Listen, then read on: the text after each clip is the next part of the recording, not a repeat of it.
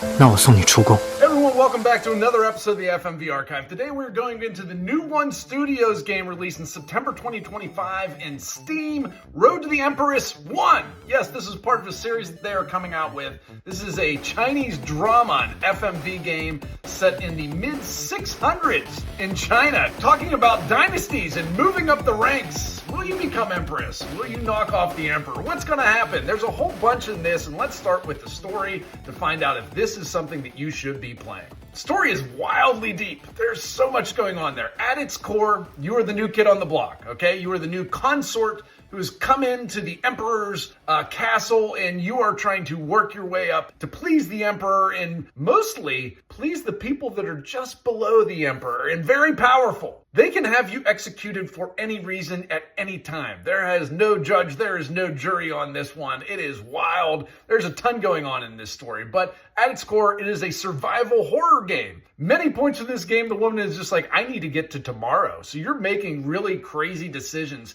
just to get to the next day. There's so much going on in this game. I'm just talking on a very small part of this. You're just trying to survive. There are wild storylines on this. Your aunt, who is willing to help you, but only if it benefits herself. She has banished her sister, her twin sister, out of the castle, disfigured her, and you're going to find that twin sister and bring her back to try to oust your aunt. There's wild things like that going on. That's just a small portion of what the zaniness of this is. So much to go into the story. 10 overall for the story, easily. Number 2, the gameplay. This is a choose your own adventure game, so you're making decisions on this, but there's a lot of them to be made in this one. Holy cow, are there a lot. And there are other things in here. This is a choose your own adventure FMV game, but you do have quick time events. You do have things like swiping suddenly to get out of the way of something, so they do break up the just making choices in it. There are a ton of ways to die in this one. The choices you're making, a lot of them are wrong, and the endings you get. This game boasts that it has 100 plus endings, and it sure does, man. But these endings aren't cheap. These just aren't game over, you died endings. They give an explanation of what happened and maybe like a little epilogue of what happened after you died. So it is wildly deep in terms of that for the gameplay.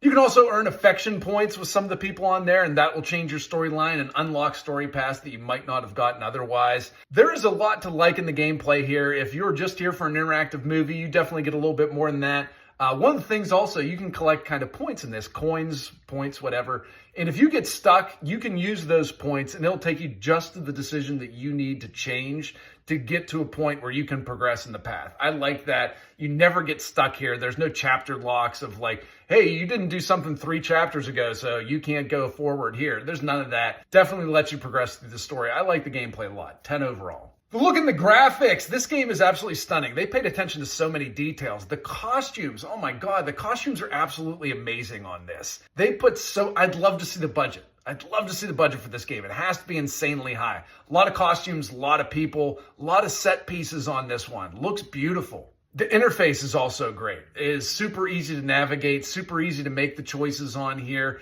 The transitions in between scenes, super smooth. I hate when they're choppy and the edits are bad. The editing is great on this. The world looks huge, even though you're kind of in the confines of this castle in here. There's so many different sets. There's so many different places to go. It is wild what they put into this game. I paid $4 for it. Holy cow, they must have sold a gazillion copies of this, or I hope they did, to try to make their money back. Looking graphics, astounding, 10. Number 4, the dialogue. Everybody's manipulative. Everybody's deceitful. Everybody is telling a story, and there's a lot of story to tell, so the dialogue better be good, and it is pretty darn good on this. The only thing that you might not like a little bit is occasionally there's a repeated beat in terms for dialogue where people are kind of saying the same thing over again and we're getting a repeated storyline. That's just a little nitpick on here. Overall, it is really good. There are a couple evil characters on there that are a little bit maybe too evil, a little bit of like twirling the mustache evil lines that they have in that, but that doesn't take away from it. It's a 9 overall for the dialogue. Number 5, the consequences of your decisions. If you are a completionist, wow, do you have a lot of stuff to do on this game. I played maybe like 1.5 playthroughs of it. I think I had 6.5 hours into the game. There's so much to do on this game in terms of consequences and what your choices do and what that entails. And you know what? They have something on this game that I really like. Some storylines cannot be completed. And you might say, oh, that's crap. Why'd they do that? There's one where your best friend on here, love of her life, is somebody that she should not be in love with. So he gets imprisoned and she says, you know what? You're my best friend. You have to save his life. And everything you do ends up in failure. And I love that. So you can't go on that path of promising your friend that you will save her boyfriend because you just can't save him. It doesn't matter what you do. I actually thought that was really cool. I think the consequences on this is a 10, maybe even 11. This is some of the deepest gameplay you will get and deepest wild changes in the storyline. And with 100 different endings, holy cow, there's a bunch of story. 10 overall for the consequences. Number 6, the acting. It is very good. On occasion, it'll feel a little bit soap opera-y, but guess what? We're watching a soap opera, so really not going to be negative for that. The lead in this is really good. I mentioned a little bit with the dialogue. Occasionally, some of the evil characters are just a little bit over the top evil, but again, I'm nitpicking at it because overall it's done really well. All the characters are very good on this. They definitely play different roles and look different and have different feel to them. I think it's really good. 9 overall for the acting. Number 7, direction cinematography. Some of the set pieces in this are great. Some of the shots look way too good for a game that cost $4. There's this scene in the snow where she's kind of having this really deep one-on-one with person in the game. Absolutely stunning. Looks great. The lighting is perfect on this. There are meetings that happen on a boat in the middle of a lake. Those are absolutely beautiful shots. Some shots in the rain really come out good. Everything is really stunningly good looking in this. It should be a actual full movie, not just a $4 game. I'm not taking away for this, but just some things that may quirk you a little bit. And a lot of deaths are reused on this. They use kind of the same. Somebody shoved poison soup down my throat at least 40 times. Now, that doesn't take away from it. Direction and cinematography is still great, even though there are a couple of repeats. If you're going to have 100 endings, some of them are going to be similar.